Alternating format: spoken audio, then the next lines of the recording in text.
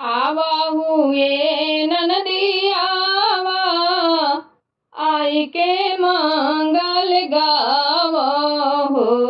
आवा हुए ननदियावा आई के मंगल गावा हो। ननदी हमरो जे भैला लला नावा महलिया जोर भैले हो। ननदो हमारे जे भैला लला नावा महलिया जोर भैले हो। आई गैला और गन पर गाना सासू जी के नैहर हो। आई गैला यार गन पर गाना सासू जी के नैहर हो।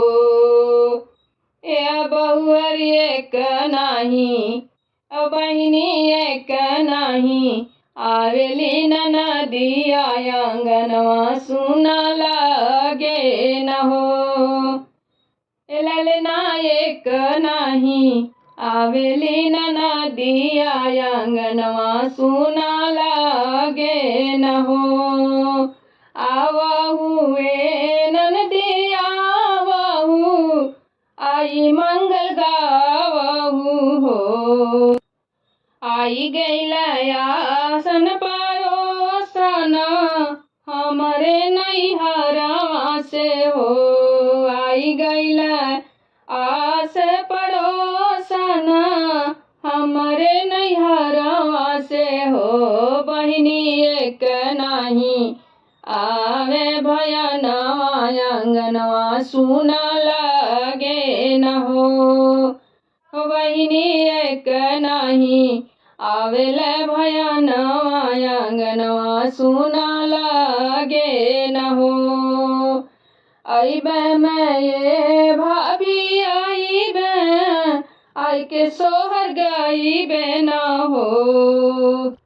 आइबे मैं ये भाभी आइबे आई के सोहर गाइबे न हो। भाभी हमारे जे भैला भतीजवा पलाना ले आइबे न हो। भाभी हमारे जे भैला भतीजवा पलाना ले आइबे न हो। आवा हुए ननदोयावा आई मंगल गावहू हो। आवा हुए ननदोयावा आई के मंगल गावहू हो। हे ननदी हमारे जे भैला लला नावा महलिया जोर भैले हो।